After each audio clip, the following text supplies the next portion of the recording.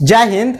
New study 24 में आप सभी का स्वागत है। आज के वीडियो में हम लोग महाजनपद के बारे में विस्तार पूर्वक चर्चा करेंगे। तो सबसे पहले महाजनपद से एक क्वेश्चन अवश्य ही आता है, क्योंकि महाजनपद हर कंपटीशन की दृष्टि से काफ़ी महत्वपूर्ण होता है और लगभग सभी कंपटीशन में 1 से 2 क्वेश्चन रहता ही है। और ये वीडियो कोई खास लंबा होने वाला नहीं है, 10 से 15 मिनट में ये महाजनपद पूर्ण रूप से ख़त्म होगा। और ये एक बार ख़त्म होने के बाद आप इसे दोबारा देखने का ज़रूरत नहीं होगा, क्योंकि केवल आप नोट्स बनाते चलिएगा। बाकी हम उसको इस तौर पे लाए हैं, आपके सामने परोसने का कोशिश करेंगे कि आप कभी भूल नहीं पाएंगे। इस बात का गारंटी है यदि आप शुरू से अंत तक देखते हैं। तो चलिए हम लोग शुरू करते हैं। महाजनपद, तो महाजनपद की संख्या कितने हैं? तो 16। आप इसे याद रख सकते हैं, कितने? 16 महाजनपद हुए। सबसे पहले देखते हैं कि महाजनपद का उत्पत्ति कैसे हुआ, उसका इंट्रोडक्शन देखते हैं। हम लोग फॉर्मेट बताए हुए थे कि हम लोग कुछ 2-4 बिंदु ऐसा है जिसको पकड़ के हम पूरे चैप्टर को कमांड करेंगे। तो उसका 4-5 बिंदु हम आपको लास्ट तक वीडियो में ज़रूर बताएंगे। पहला है इंट्रोडक्शन या उत्पत्ति।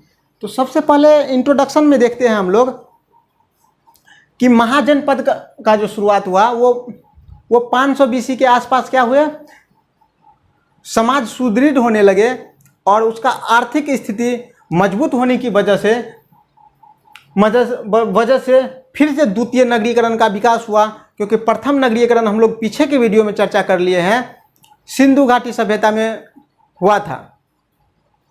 और इस सामाजिक और आर्थिक परिवर्तन होने का सबसे बड़ा कारण जो है, उत्तर वैदिक काल में जो लोहा का खोज हुए उसमें क्या हुए, कृषि का काफ़ी विकास हुआ।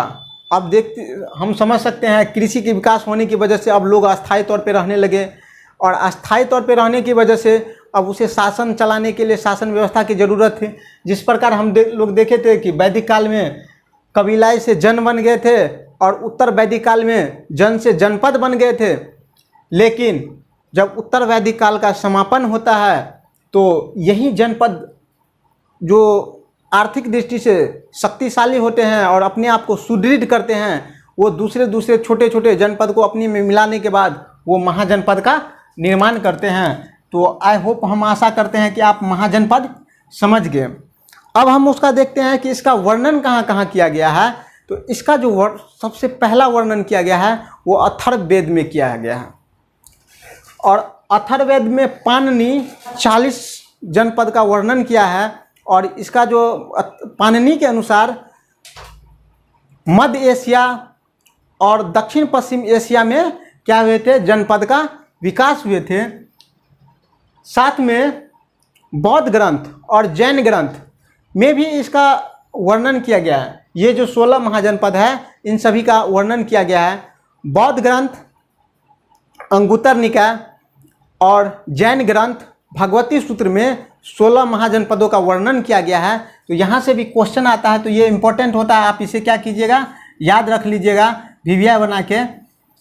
साथ में अब ये देखते हैं कि महाजनपद में शासन व्यवस्था किस प्रकार से चल रहे थे। क्योंकि होता है ना, अभी भी जैसे कि पूरा वर्ल्ड में देखिए तो भारत में लोकतांत्रिक शासन व्यवस्था है, अमेरिका में पूंजीवादी है, और चाइना में देखे तो साम्यवादी है। 3 प्रकार के शासन व्यवस्था चल रहे हैं।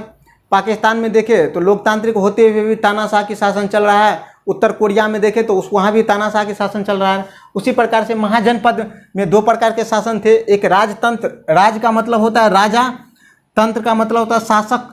तो राजा के द्वारा शासन चलाने की प्रक्रिया को राजतंत्र कहते हैं। तो आप इसे भी याद रखिएगा। गण का मतलब होता है समूह या संघ, तंत्र का मतलब शासक होता है।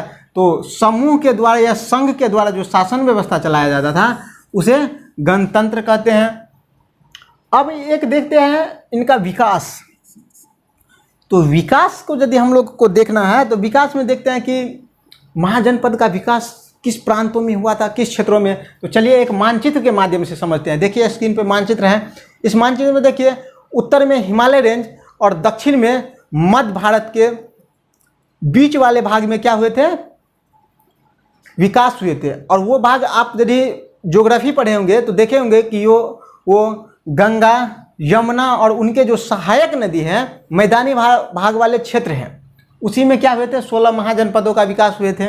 और इसमें जो सबसे शक्तिशाली महाजनपद हुए वो मगध हुए, साथ में कौशल, वत्स और अवंती, ये 4 सबसे शक्तिशाली रहे। लेकिन उसमें सबसे शक्तिशाली कौन है, तो वो मगध है। आप इसे जरूर याद रख सकते हैं। सबसे पहले हम लोग देखेंगे महाजनपद में। तो महाजनपद में 2 बात इंपॉर्टेंट है, एक महाजनपद और दूसरा राजधानी। यहाँ से अक्सर क्वेश्चन आता है, कभी कभी उसका वर्तमान स्थिति से भी क्वेश्चन पूछ लेता है कि वर्तमान में वो कौन से प्रांत में है। तो हम लोग इनके बारे में भी चर्चा करेंगे।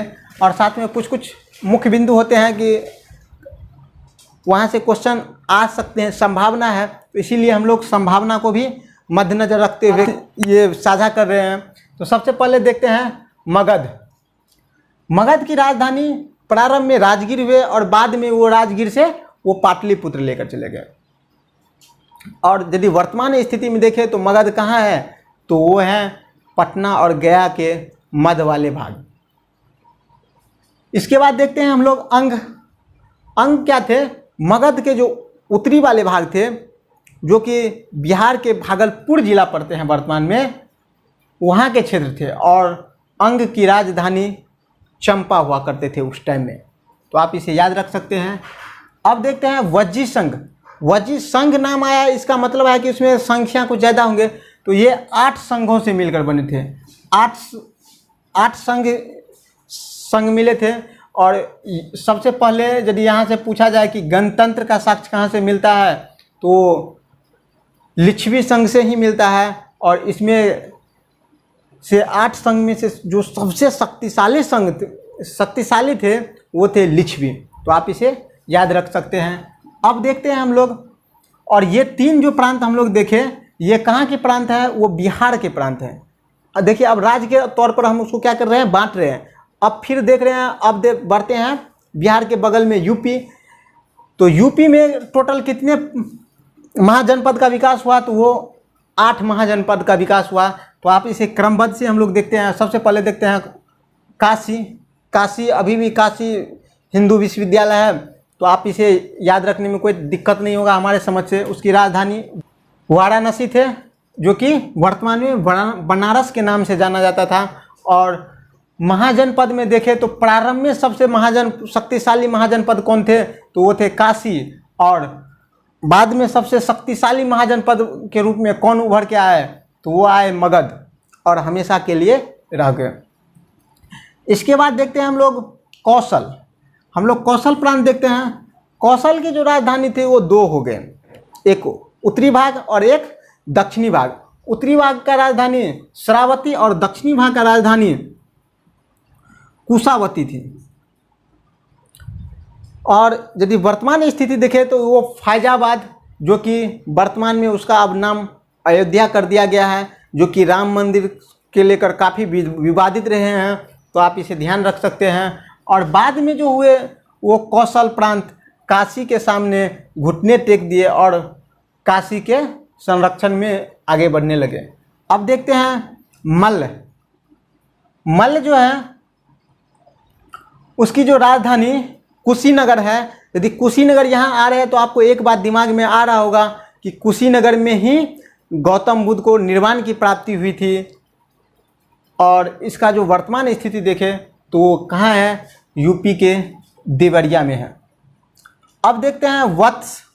वत्स की जो राजधानी थी वो कौशाम्बी। और वर्तमान स्थिति में देखें तो प्रयागराज, जिसे पहले इलाहाबाद के नाम से जाने जाते थे, अब इलाहाबाद का नाम भी बदलकर प्रयागराज कर दिया है। ये जो वत्स जनजाति थे, ये कुरु राजवंश से आए हुए थे। और कुरु राज देखे थे हम लोग कि ये हस्तिनापुर से आए हुए हैं। अब हम लोग देखते हैं पंचाल। यहाँ देखेंगे तो पंचाल का भी 2 भागों में 2 राजधानी हुआ करते थे। एक उत्तरी भाग थे, एक दक्षिणी भाग। और उत्तरी भाग की राजधानी थे अहिछत्र और दक्षिणी भाग की राजधानी थी कामपिल्य थी। और उत्तरी भाग की राजधानी अहिछत्र। और वर्तमान स्थिति में देखें तो बरेली और उसके जो इर्द गिर्द आसपास के जो जिला या प्रांत हैं, उस प्रांत में इसका क्या थे, पंचाल का विकास हुआ था। हम लोग महाभारत में चर्चा किए हुए थे कि पंचाल जो है काफ़ी चर्चित रहे थे महाभारत काल में। अब देखते हैं हम लोग सुरसेन। सुरसेन जो राजधानी थी वो मथुरा में थी और वर्तमान में भी उसका नाम मथुरा ही है। और लास्ट में देखते हैं यूपी वाले प्रांत से चैदी, और चैदी के जो राजधानी है शक्तिमती, जो वर्तमान में बुंदेलखंड में पड़ते हैं। और वहाँ के एक राजा काफ़ी विख्यात हुए थे, वो थे शिशु नागपाल। तो आप यूपी के 8 भागों को भी याद रखिए। अब हम लोग अन्य देखते हैं जो यूपी के अलावा, बिहार और यूपी के अलावा है, जैसे अवंती, वो एमपी में पड़ते थे, मध्य प्रदेश में पड़ते थे। इसका भी 2 राजधानी हुआ करती थी, एक उज्जैन और एक महिष्मती। एमपी जो है वो पहाड़ी क्षेत्र है और यही क्षेत्र होने की वजह से 2 भागों में डिवाइड हो गए थे, उज्जैन और महिष्मती, जो कि मध्य प्रदेश में है। अब देखते हैं हम लोग मत्स्य, जो कि राजस्थान प्रांत में है और उनकी राजधानी विराटनगर, जो कि वर्तमान में जयपुर में स्थित है। एक ही भाग है जो दक्षिण भाग में महाजनपद का विकास हुआ था, वो थे अस्मक। और इसका जो राजधानी है बड़ा आसान है, पोटला एंड पोटली, पोटला या पोटली इस नाम से जाना जाता था उसका राजधानी, जो कि वर्तमान के आंध्र प्रदेश में फैला हुआ है। अब लास्ट 2 अब देखते हैं, ये 2 जो थे वो भारत से बाहर प्रांत में, जब पहले तो अखंड भारत के भाग हुआ करते थे तो वो भारत का ही हिस्सा थे, लेकिन आज़ादी के बाद भारत से अलग पाकिस्तान प्रांत में चले गए। एक गंधार जो कि जिसकी राजधानी तक्षशिला, और एक कंबोज जिसकी राजधानी हटक या राजपुर है। तो आप इसे समझ सकते हैं। देखिए वो इसमें 3 ऐसा है जिसकी राजधानी 2 हुआ करते थे, तो आप इसे याद रखिएगा। एक कौशल, एक हो गया आपको पंचाल और एक हो गया अवंती।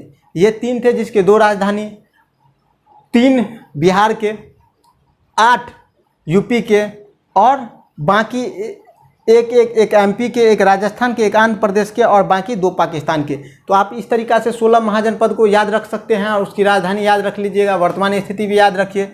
तो हम यहाँ आपको एक वादा किए थे कि आपको बताएंगे कि हम ऐसा क्या टॉपिक पकड़े कि महाजनपद हमें रिमाइंड करने में दिक्कत नहीं। देखिए तो आप यहाँ पढ़ने के क्रम में एक बात नोटिस किए होंगे, सबसे पहले हम लोग देखें इसका इतिहास देखें, इसके बाद इसका थोड़ा इंट्रोडक्शन देखें, इंट्रोडक्शन के बाद इसका देखें शासन व्यवस्था देखें कि किस प्रकार से शासन व्यवस्था चल रहे थे, इसके बाद इनका विकास देखें और 16 महाजनपदों का नेम देखें।